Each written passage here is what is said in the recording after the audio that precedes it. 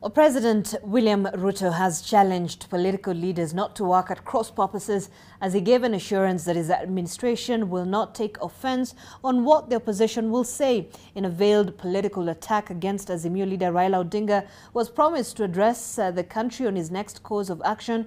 President Ruto says a functioning opposition is a testament to true democracy, but what he won't entertain is political handshake, as Duncan Kayamba reports.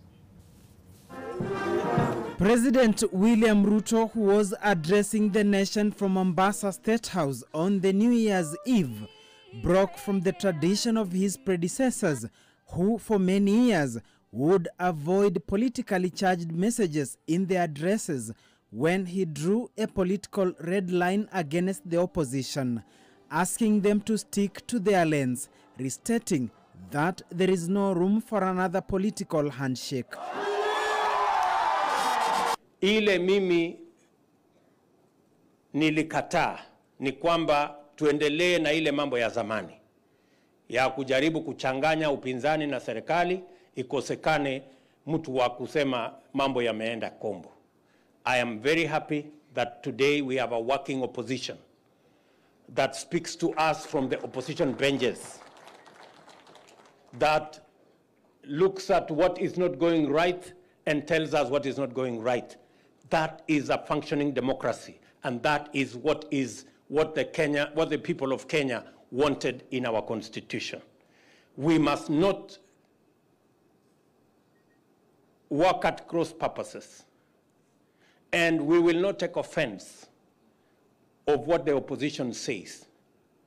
Whether it is right or not right, it is for the people of Kenya to judge. He revisited the 2022 presidential election, saying it was a tough contest, but he surmounted the challenge by slaying the dragon of negative ethnicity.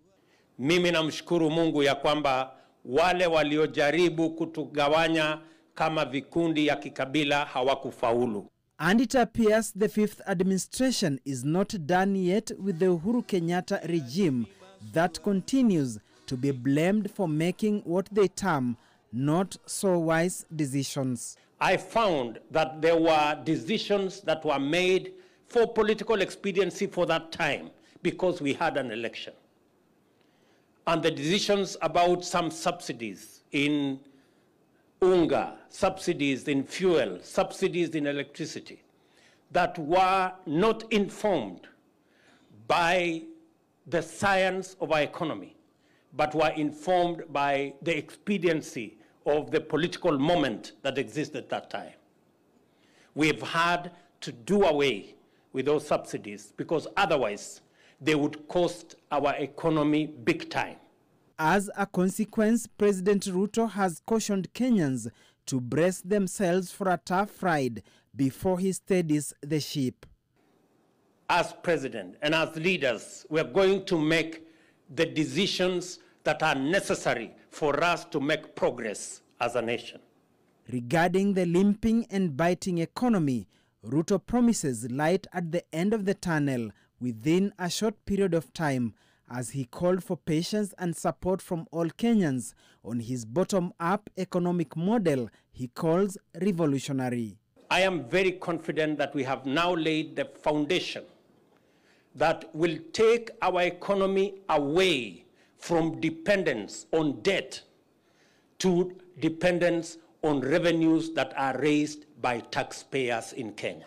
On lowering the high cost of living, the head of state says his government intends to increase the country's land acreage for farming by using land under all state cooperations and even NYS that will be used for growing food and seed production in order to address food shortage. Tuko na mpango maalum, tutaanza bwawa la kwanza katika ile program yetu ya